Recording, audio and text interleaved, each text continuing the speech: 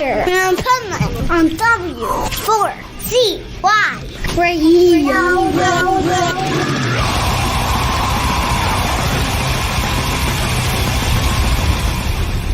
Wake up, America! It's time for the Adventures of Pipeman on W4CY.com, West Palm Beach's #1 internet radio station. Here's your host, the Pipeman.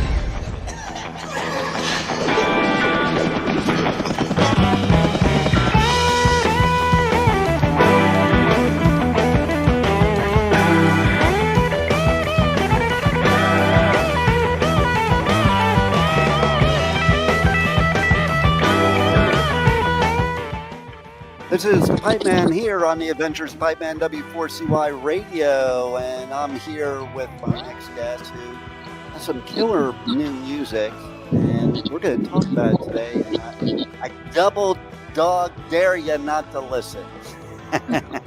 So let's welcome to the show John from White Dog. How are you? I'm doing well. Thanks for having me. How are you?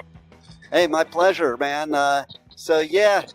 Nobody that's listening knew what that was a reference to, but listen, you got a great new album coming out.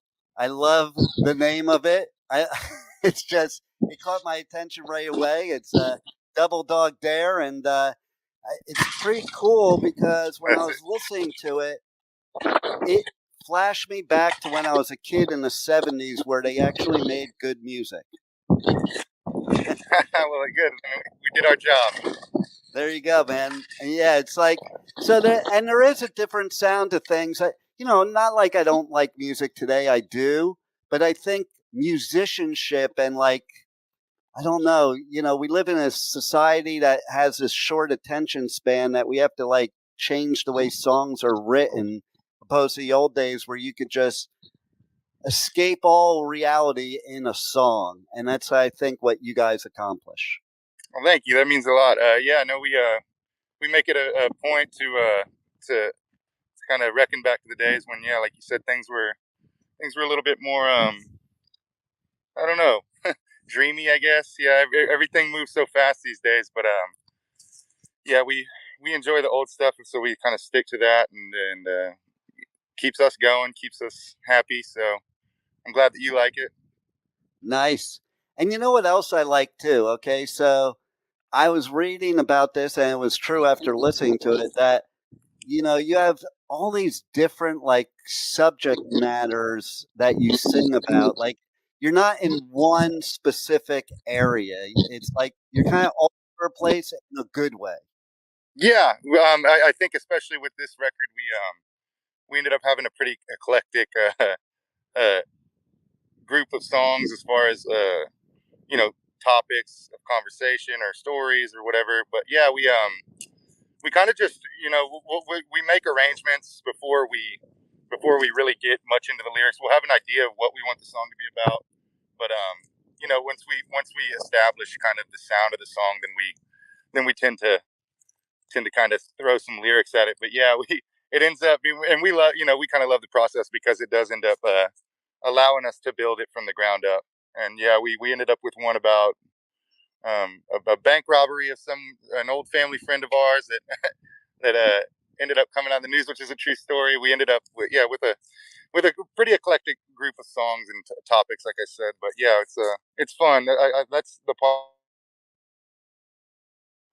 It's making things fun or funny or cool or interesting or whatever, Yeah, I mean, listen, I think that's also a nod to old school too, because a lot of the old school bands, they didn't write about all the same things. They just, they were experiences in life or things that were happening in the news or things that were happening, and it didn't have to be one specific thing. So it's kind of for me, it was like getting my news from music instead of the news, because the news is BS. There you go. Yeah, I try not to watch it. It's depressing as hell. No doubt. We all get along really well too, and we laugh. We're friends before anything, and so we're always laughing, joking, and usually, more often than not, that's where the material kind of comes from as far as lyrics and subject matter. And I want to know about the one where this came from, the origination about draining an old lake. Okay, so yeah, that's an interesting one. It's called Last Damn Song, and it actually we went back into the studio because we finished tracking what we thought was going to be the B side of the record, and had kind of moved on and sent most of it off for mixing and mastering and everything. And we started fiddling around and ended up liking the new stuff we were working with so much that we thought, man, we gotta try and add this on the record. And the story comes from actually I do landscaping, and we do a lot of properties on lakes and lake towns and rivers, like more resort towns or vacation towns. So they were getting ready to drain this lake that had been filled in the 1970s. And long story short, the river authority here in Texas was having trouble with some of the dams on the same area because they were old and they were failing. So down the road, Lake Dunlap failed, and McQueenie was next. They were built in the same year, and so they decided that they were going to drain it. My brother and I, Carl, who's also in the band, we work out there, and so we were watching all these pretty well-to-do folks in their BMWs sitting by the lakeside while they were draining it, and we saw some people crying, and Carl thought, man, this is kind of like a, I guess it'd be a good subject matter for a song. And so we ended up writing it and calling it the Last Damn Song, and so naturally it had to be the last song on the record. But yeah, it all kind I of like came the together. name too. Thank you. I mean, that's kind of cool. I almost think people don't get that creative anymore like that, like that. To me, that's creativity. Thank you. Yeah, well, I think we kind of surprised ourselves, especially this time around with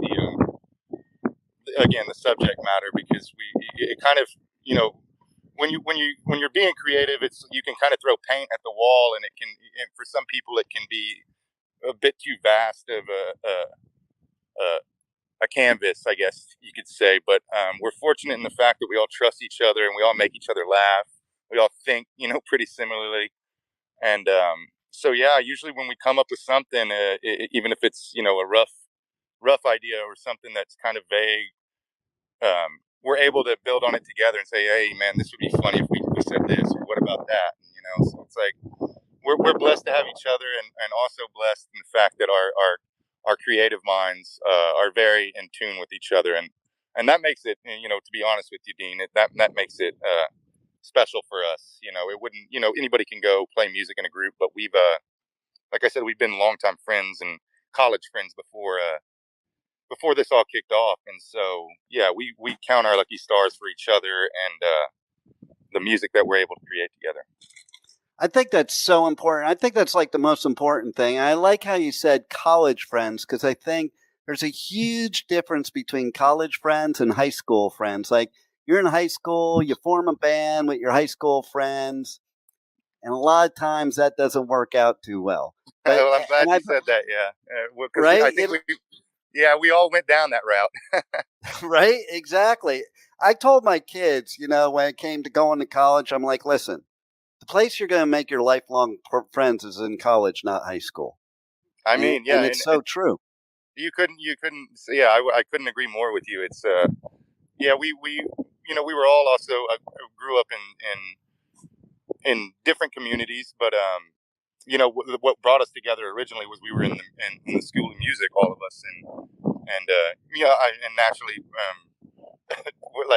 we were the only other kids that was like, we're wearing bell bottoms and doing that whole thing. So we were easy to spot each other, and it started off very organically. You know what I mean? Like kids in college looking for new damn friends and coming from small towns around, and yeah, like a friendship sparked into I guess 8 years, 9. Shit, I guess it's been 10 years. 10 years later, here we are. Wow. Traveling around the country together, making dumb songs together.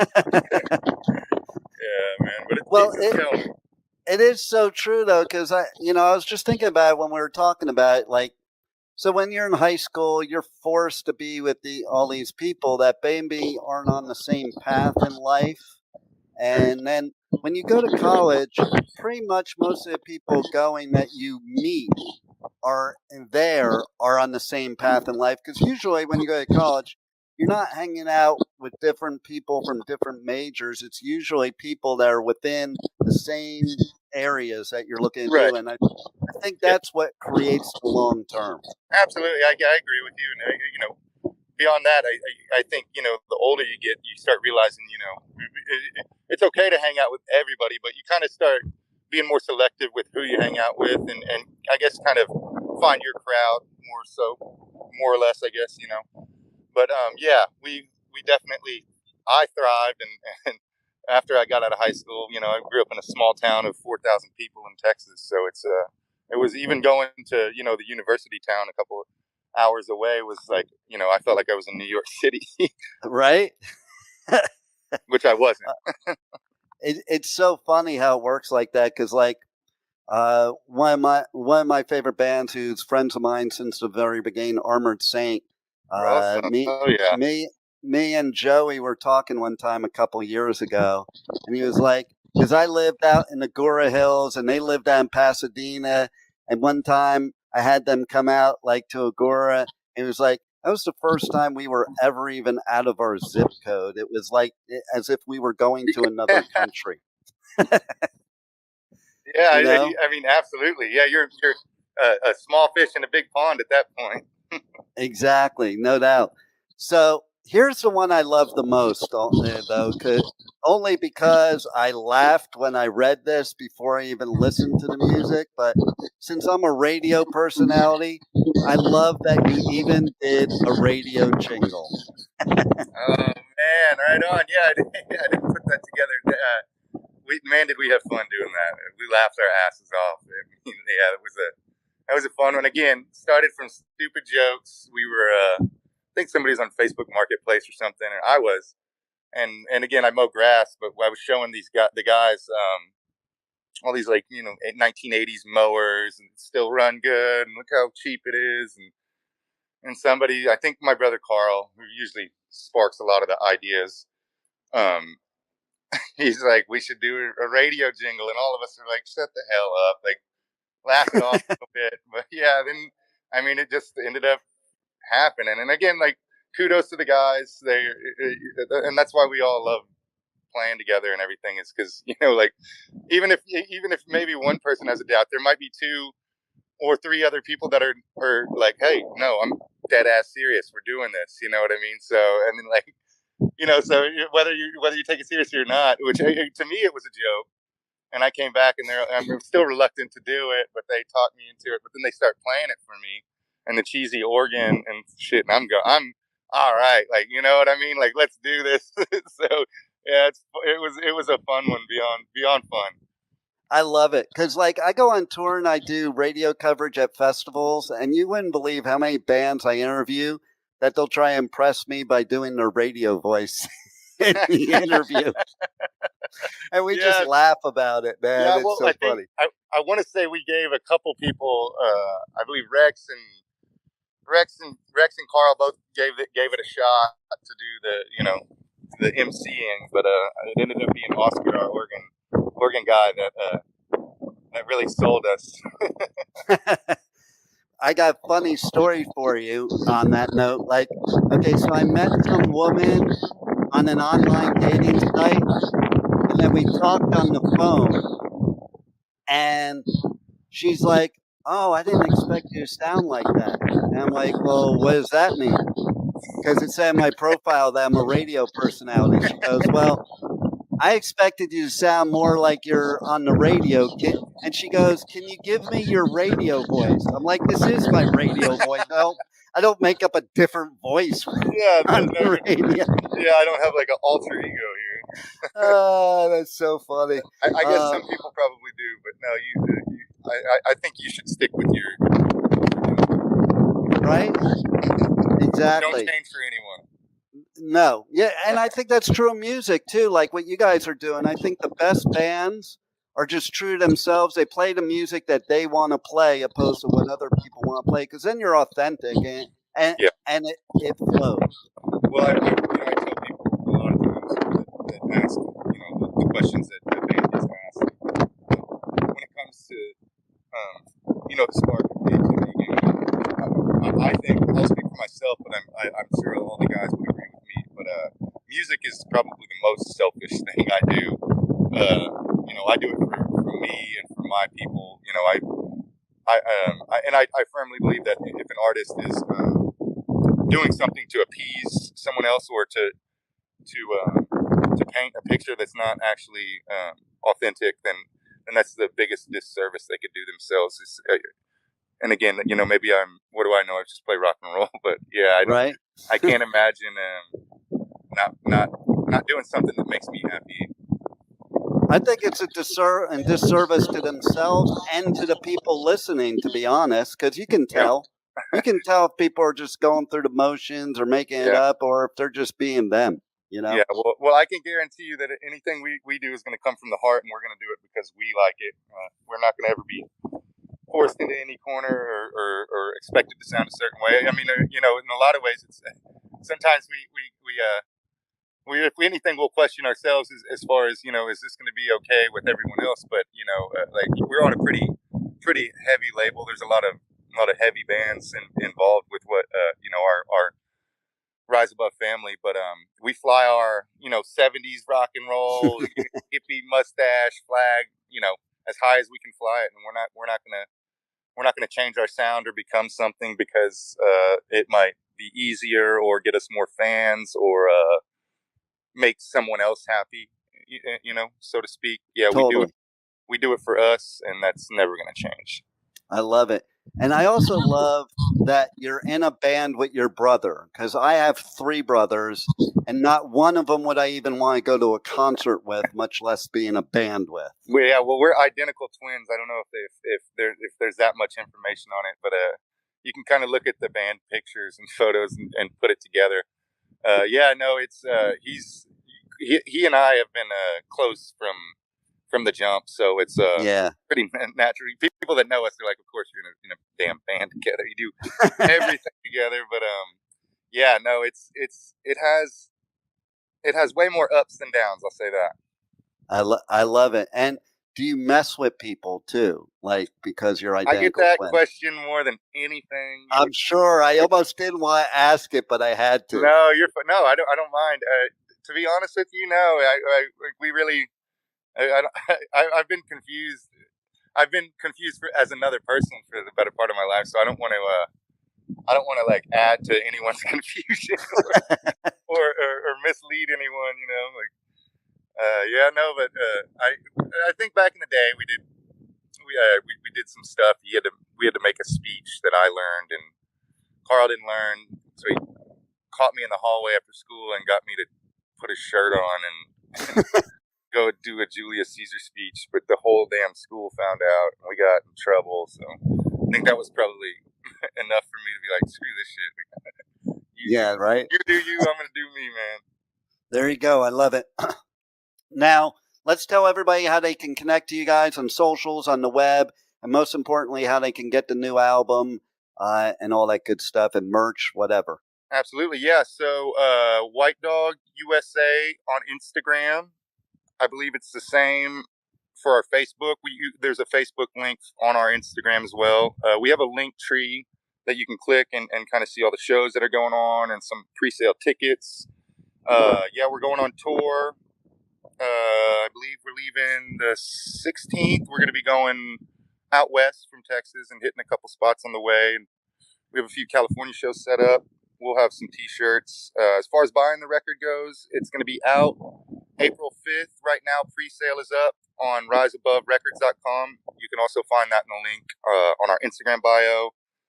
And I believe they may be only still doing pre-sale for the Die Hard edition, which is I guess it's a little bit more extensive package.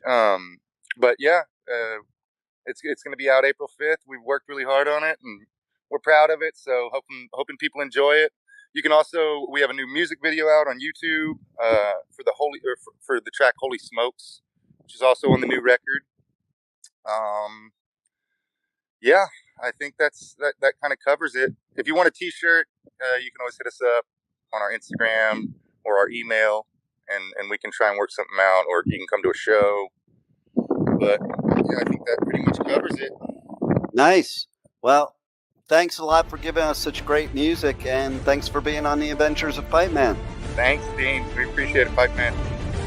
Thank you for listening to the Adventures of Pipeman on W4CY Radio.